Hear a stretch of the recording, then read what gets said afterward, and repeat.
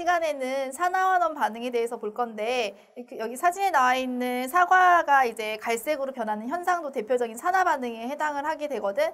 우선 그러면 산화환원 반응에 대해서 개념부터 우선 보면 우선 산화라는 거는 말 그대로 산소화된다. 그래서 산소하고 만나서 반응을 하는 반응을 이제 산화 반응이라고 하고 여기에 이제 산소를 얻는 반응에다가 플러스 수소를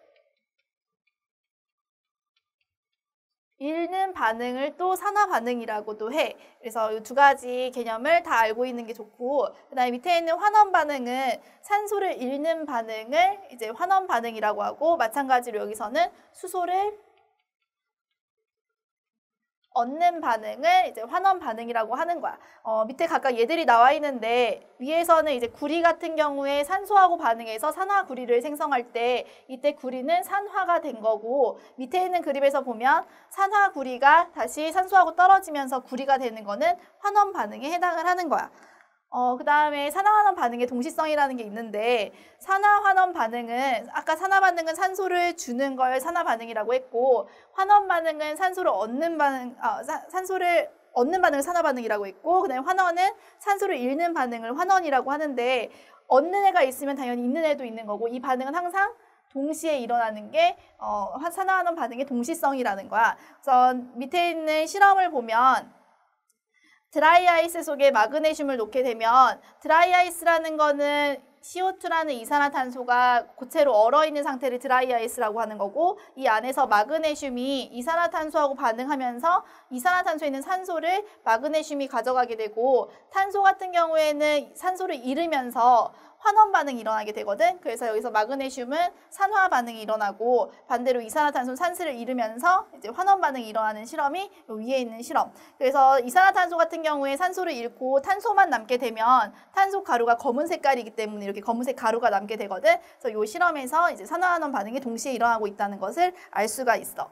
그 다음에 생활 속의 산화환원 반응에는 가장 대표적인 반응이 연소 반응인데 연소 반응이라는 거는 어떤 물질이 빠르게 가열이 돼서 열과 빛을 내면서 산소와 만나는 현상을 연소 반응이라고 하거든. 그래서 대표적인 연소 반응은 나무가 탄다거나 해서 숯을 만들었을 때 숯이 다시 산소하고 만나서 이산화탄소를 만드는 반응이 있어. 그래서 밑에서 보면 숯이라는 거는 탄소 가루로 이루어져 있는 성분이고 그 다음에 산소하고 만났을 때 이산화탄소를 얻는 반응. 이때 탄소는 산소하고 만나서 산화가 된 거고 이 경우에 산화환원 반응의 동시성이라는 걸 앞에서 봤듯이 산소는 환원 반응이 일어나면서 이산화탄소가 되는 거거든. 그래서 이때 산화 환원이 일어나는 반응이 되는 거고 그다음에 메테인이라는 거는 밑에 보면은 가스레인지의 사진이 있는데 우리 집에서 사용하는 가스레인지에서 나오는 그 가스가 메테인이라는 성분으로 되어 있거든. 그 메테인이라는 성분이 산소하고 만나면서 연소 반응을 하게 되면 우리가 일반적으로 탄소하고 수소를 포함하고 있는 화합물이 산소하고 만나서 연소 반응하게 되면 연소 생성물에는 이산화탄소하고 물을 생성하게 돼. 그래서 여기서 탄소와 수소를 포함한 물질이 연소 반응했을 때 이산화탄소와 물을 생성한다는 거를 암기하고 있는 게 좋거든. 그래서 이 반응을 암기를 하고 있고 이 반응에서 탄소 같은 경우에는 산소를 얻으면서 산화가 일어난 거고 산소 같은 경우에는 아까 전에 수소를 얻는 반응은 환원 반응이라고 했었거든.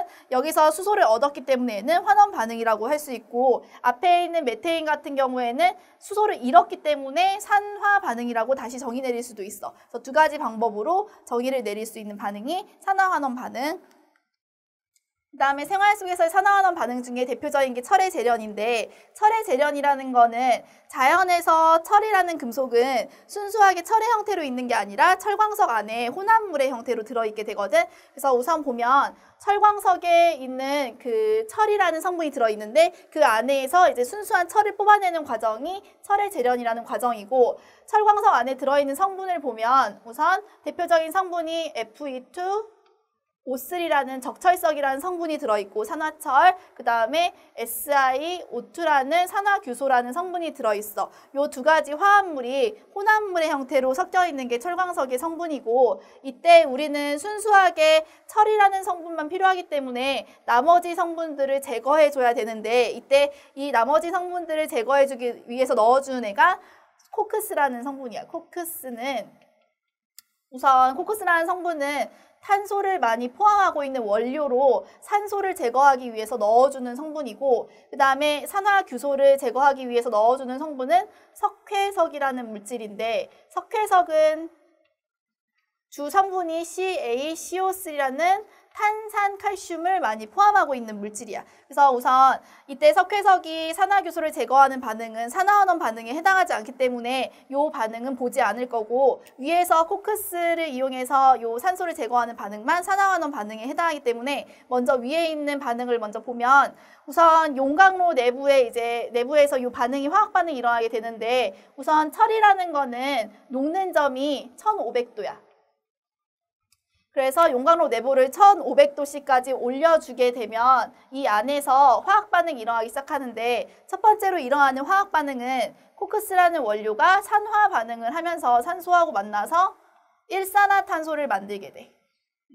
여기서 우리가 의문점이 하나 생기게 되는데, 보통 일반적으로 탄소가 산소하고 반응하게 되면 이산화탄소를 만들게 되는데, 산소가 부족한 상태에서는 불완전하게 연소하면서 일산화탄소를 만들게 되거든. 그래서 이렇게 개수를 맞춰주면 이런 반응이 처음에 일어나는 반응이 되고, 이 경우에 탄소는 산소하고 만나면서 산화 반응이 일어났고, 산소 같은 경우에는 환원 반응이 일어난 거야. 이게 첫 번째 일어나는 산화 환원 반응이고, 그 다음에 두 번째로 여기서 이제 산소를 제거해야 되는데,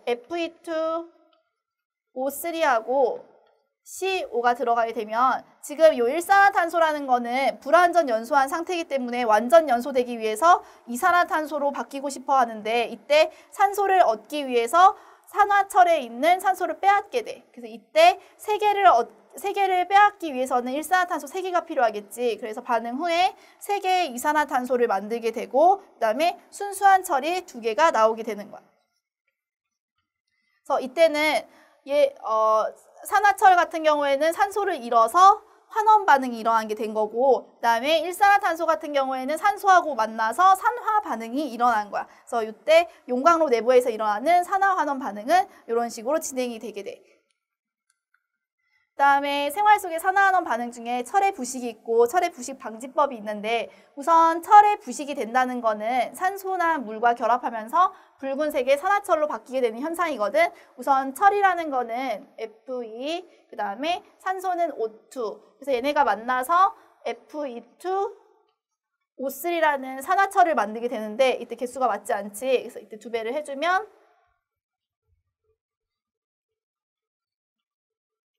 이렇게 개수가 맞춰서 철이 산소하고 만나서 산화 반응이 일어나. 이때 철은 산소하고 만나서 산화 반응이 일어난 거고, 이때 동시에 산소는 환원 반응이 일어나게 된 거야. 그래서 이게 철의 부식되는 과정이고, 철이 부식이 되게 되면 강도가 떨어지면서 우리가 철로 구성되어 있는 무슨 철제 건물이라던가 아니면 철제 기구들이 부식이 되면 강도가 떨어지면서 부스러질 수가 있거든. 그래서 우리는 철의 부식을 방지시켜야 되는데, 그 중에서 가장 간단한 방법은 산소하고 물을 만나는 걸 차단시키는 방법이야. 그래서 철 표면에 기름칠을 한다거나 페인트 칠을 하게 되면 아예 만남 자체를 차단시키기 때문에 철의 부식을 방지시킬 수가 있고, 그 다음에 좀 더 발전된 방법으로 부식을 방지하는 방법은 도금을 시키는 방법인데, 도금이라는 거는 우리가 뭐 기금속을 볼 때 뭐 금도금 돼 있다, 은도금 돼 있다라는 얘기를 많이 들을 수가 있는데, 금이나 은 같은 경우에 반응성이 낮은 금속에 해당을 해서 여기에 이제 얇은 금속을 막 입히게 되면 반응성이 낮은 금속은 반응을 안 하게 되고, 그 안에 있는 금속들도 보호가 되기 때문에 철의 부식을 방지시킬 수가 있어. 그다음에 여러 가지 산화환원 반응 중에 음식물의 부패가 있는데, 음식물은 산소하고 만나면서 부패가 일어나면서 음식물의 성질이 바뀌게 되고, 그 다음에 앞에서 봤었던 사진에서 이제 과일의 갈변 현상이 일어나게 되는데, 갈변 현상이라는 거는 과일 속에 들어있는 성분이 산소하고 만나면서 멜라닌 색소를 만들면서 갈색으로 변하는 현상을 얘기하거든. 그래서 이때도 대표적인 산화 반응에 해당을 하는 거고, 그 다음에 광합성과 호흡이 있는데, 광합성과 호흡은 둘 다 대표적인 산화환원 반응에 해당을 해. 그래서 밑에는 이제 광합성의 과정이 나와 있는 건데, 이때 이산화탄소와 물이 들어가면 포도당과 산소를 발생시킬 때, 이때 이산화탄소 같은 경우에는 수소를 얻음으로써 환원 반응이 일어난 거고, 물 같은 경우에는 수소를 잃음으로써 산화 반응이 일어난 거야. 그래서 이 반응에서도 산소가 아니라 수소를 기준으로 해서 산화환원 반응 정의를 내렸듯이 두 가지 개념 꼭 알고 있어야 되고, 그 다음에 네 번째로 불꽃놀이가 있는데, 불꽃놀이는 어떤 금속 성분이 산소하고 반응했을 때 색깔을 다양하게 내면서 이제 아름다운 불꽃 모양을 볼 수가 있는 거거든. 그래서 이것도 대표적인 산화환원 반응. 자, 다음으로 산화환원 반응의 대표적인 두 가지 실험이 있는데, 우선 위에 있는 실험을 먼저 보면 구리가루가 연소 반응이 되는 거거든. 그래서 구리는 연소 반응이 되면 산소하고 만나서 산화구리를 만들게 돼. 이때 구리는 산화가 일어나게 된 거고, 산소는 환원이 일어나게 된 거야. 그 다음에 이 산화구리를 탄소가루와 같이 넣게 되면 CuO 산화구리하고 탄소가루하고 반응을 해서, 탄소 같은 경우에는 산화 반응이 일어나서 이산화탄소가 되고 싶어하는 성질이 있거든. 그래서 Cu는 그대로 산소를 잃고 환원이 되고, 그 다음에 탄소는 CO2가 되면서 산소와 만나서 산화가 일어나게 돼. 그래서 이때 개수가 이렇게 되지. 산화환원 반응이 일어난 대표적인 실험이 되는 거고, 이때 발생한 이산화탄소는 석회수를 뿌옇게 만들기 때문에 여기 석회수가 들어있는 거야, 실험에. 그 다음에 두 번째 실험은 마찬가지로 구리가 연소가 되면서 위하고 똑같은 반응이 일어나게 되거든. 요 반응 결과 CuO라는 산화구리가 만들어지게 되고, 요 상태에서 이 산화구리는 요 안에서 묽은 염산과 아연이 반응을 하게 되면, 염산은 대표적인 산의 물질이고 아연은 금속인데, 산이 금속과 반응하게 되면 수소기체를 발생시킨다는 성질이 있거든. 그래서 HCl과 아연이 반응하게 되면